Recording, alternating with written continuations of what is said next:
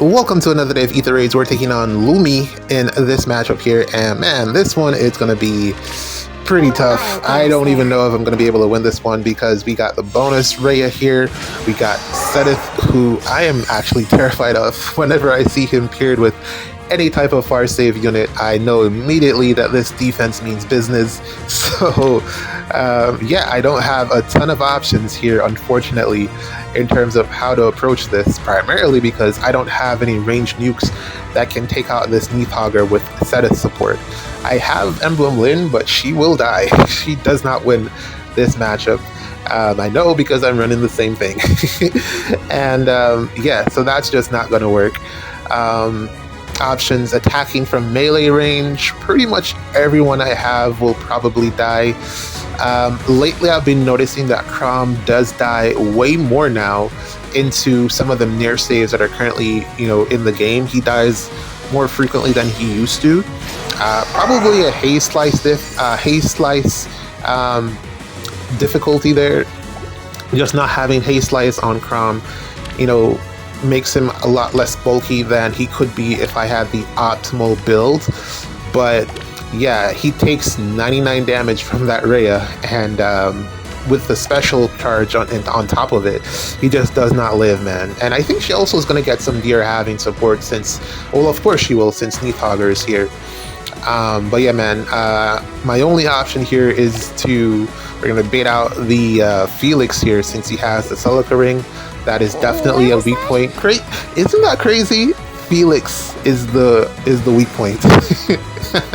Yeah, so that's what we're gonna have to do. We're gonna have to bait Felix out here because he has the Celica Ring, and Felix I can deal with. Everything else is it's not gonna work out in my favor. Even Athos here, I can't save tank against this Athos because he will kill Neathhogger. Especially since I don't have Veil. This season I brought Ratatosker because she's bonus and I need the bonus stats for Caeda. So, well, not the bonus stats, the mythic stats for Caeda. So yeah, that's really the reason that she's here. So we're gonna have to play some difficult turn 2 strats. We're gonna have to do some running away and figuring it out on turn 2 because he has Frost Moon, and that will definitely blow up Neathhogger.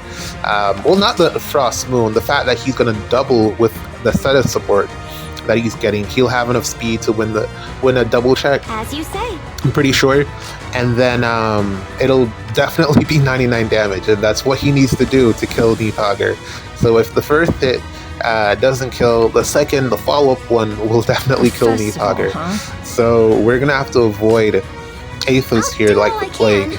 We're gonna have to hope that he walks down naturally of his own volition and just leaves himself exposed. Like the girls from that one girl in the Titanic, We're just gonna have to hope that he pulls a Rose and just leaves himself exposed for us. But yeah, that is essentially the plan here. I have no other strategies since none of my teams really break through the balls of armored units here. Partnered by Caeda.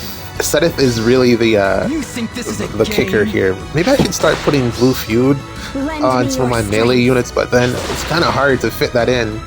And it's really just a specific tech. I don't think it's required on everything, on every matchup that we go into.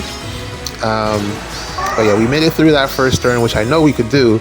But then this is the hard part here. Like, what are we gonna do? Like, Ratatosker doing nothing here. Like, come on, Like, I had high hopes for her when she first came out. She had, like, in the story map, when it was just her alone on that story map, final boss mode, I was like, man, they have set her up to be, pretty strong, and she's kind of flopped. Unfortunately, since then, she has just not lived up to expectations. Tanking wise, damage output wise, she just doesn't do it, man. But I know she'll get a cracked refine because by then, everyone's getting cracked refines by then, so of course. But then maybe not, because she's a free book OC and typically no love there. So yeah, this is quite challenging. Because I cannot tank this Athos, especially is attacking from that defense style, he will not die with the Sutta support within 3 spaces and Rhea support. Rhea gives, I think, it's only Death Rush. He doesn't give any attack stats. But that's still gonna make him bulky enough to survive. I was hoping to bait Freyr out, but he was the unit that was locked, unfortunately. And I can't get to Neathogger to try to do a damage check with Caeda, so only solution here is to run away and figure out how to do that. I think someone is going to be left exposed, and it's probably going to have to be Ratatosker, since she has the least value, but then also not enough bulk that I think, or not too little bulk for me to think that Athos will go in that direction. I don't think he's going to go over to the left-hand side. I think he's going to go right, because that's where the most support is, and also magic effective damage into what's her face, Saline here. I think he might go after. Her res is pretty high though, so maybe I could be wrong. I don't know, but I think he might go that direction. But I'm gonna have to go over there anyways, because that's where all the space is. That's where all the free space is. So this is where I'm gonna have to set up. Again, have that space in your back row. You never know when you're gonna need it. I would actually scrap the escape ladders if I could, but they do come in handy. 1 in every 8 matches, so they have to be there. You never know, because if you give up on a match without getting anything out of it, that's like, you're not gonna make vaults if you do that. So gotta have the ladders there. I guess, like, you were able to do it before. You pretty much just have to. You had to have a flawless run, and you can still do it. It's just, you never know what you're going to run into, so why not have a safety net? And that's what it is, the escape ladders. And why not have 8 of them? That's what ISS decided. When really you don't really need more than the 7. You didn't need more than the 7 that they gave us. But yeah, this is tough. Worried about worst case scenario, Athos going directly under Sedith and attacking from there, but I don't think, well, it really depends on what the AI movement is going to be, and I have no idea what's going to happen, aside from one of these melee units will move, and then there's going to be some type of positional assist happening there. So hopefully Athos is not the one to pop the drawback. Hopefully no one is going to be positioned for him to do a drawback, but it could happen. So yeah, we're just gonna have to sit over here and wait. I don't have a solution for this. Hopefully we can survive somehow. That's pretty much the play here. I have no other plans. And if we live this turn, I think we can probably get the win out. My other big concern is I don't know how we're gonna do any damage to bonus Rhea, which is ultimately why I brought the armor effective team here, because not only that, Marissa's here because I really loved being able to quad with Caeda, particularly because of the armor and cap effective damage. I don't think I would have enjoyed it as much if it were any other Omni tank. I mean, Alir can quad naturally, but thinking about his weapon might is low, and he doesn't have armor and cap effective damage, and then no one else comes to mind that would really having the effective damage is a huge benefit. So yeah, Marissa's here. She's gonna be here for, ooh, yes. Okay, we didn't get anyone super scary from the surprise mechanic either. It was just Plumeria. This is okay. If we can get through, right, near save. All right. We're actually doing damage. I'll pay them a visit. That's not bad. We're outside of set support.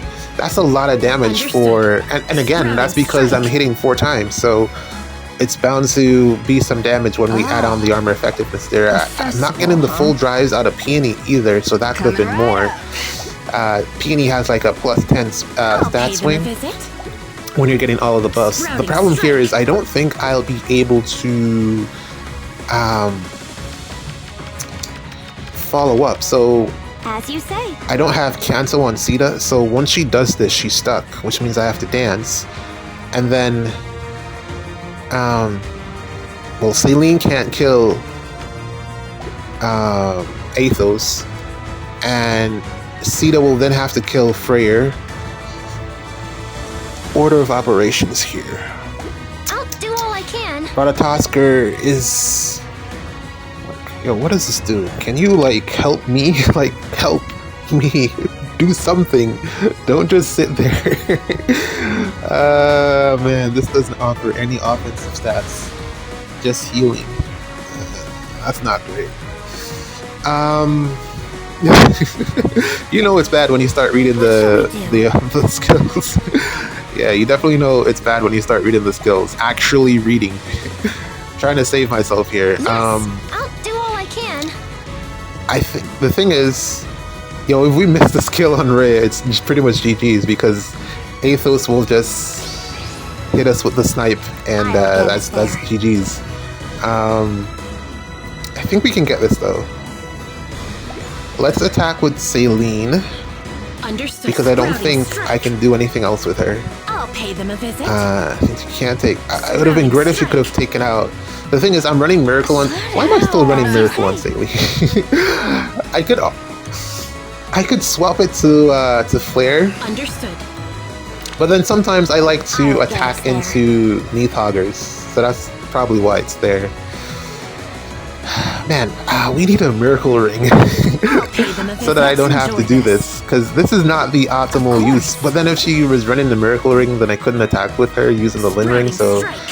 but I think it would still be better. I'd rather if she was able to hit this and then actually get the KO here. Understood.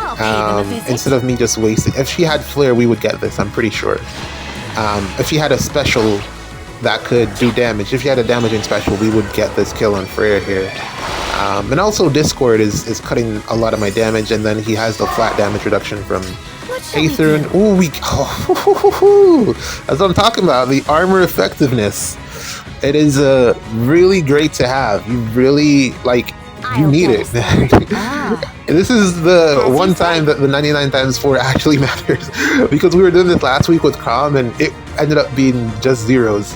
I think we did like 36 or something, but Caeda has DR halving, damage reduction piercing 50%, so it actually matters. I mean, it's a 0 there, but we're gonna get some damage in as we start hitting these specials here. Yeah, it's great that we don't have to waste the peony dance, because I really needed to get to Athos there. The panic smoke, that's why I run it on Saline. It came in clutch there. It really did come in clutch there. That's a big swing. And then I probably could have sabotaged... Well, did she penalty? No, Freyr's there. Yeah, I could have sabotaged with Neathhogger to get some more stats filled in. Yeah, I think we got this one from here, man. This is good. Because I got the dual button here on Marissa, and I think she's more than especially since a lot of Athos's damage reduction is on the first hit. And then I guess if you have Lagu's friend, then that stacks up. But a lot of it is on the first hit. So if you're able to double him, which naturally you're going to be able to do,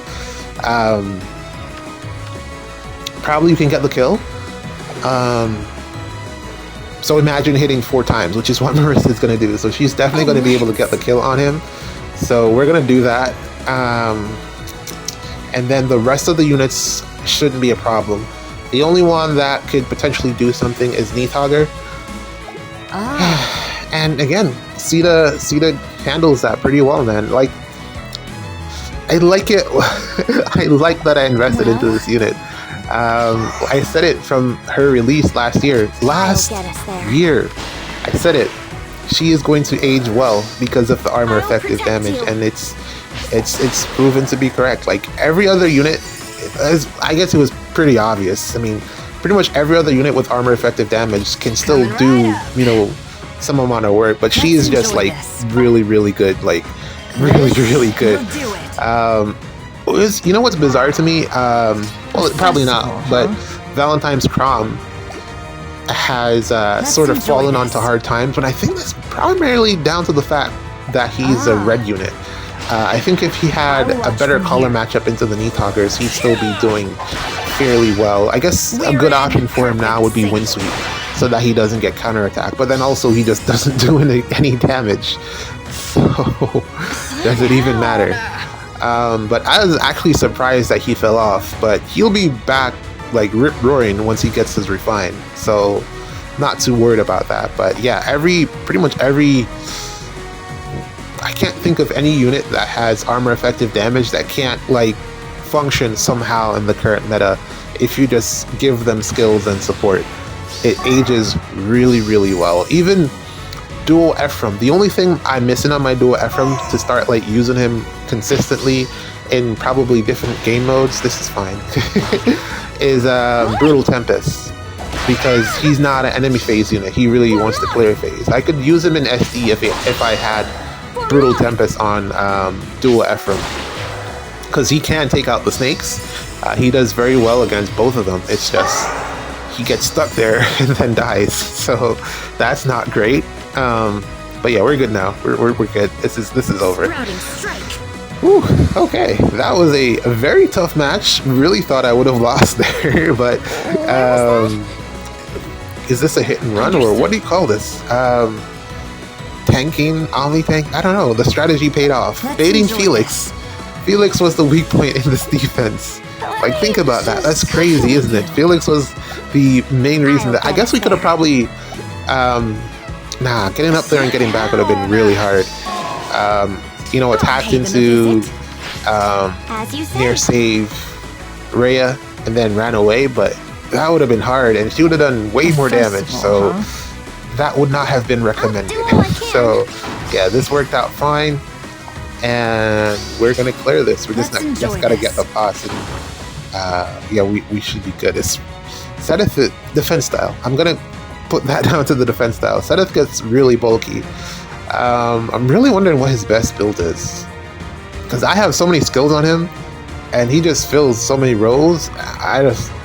Yeah, Sabotage I think is a fantastic skill on him in his B slot, although Detects might be good as well, but I personally prefer, like, if you can outsource Sabotage, you know, fine, you can run Detects, but he does so much for me, so yeah.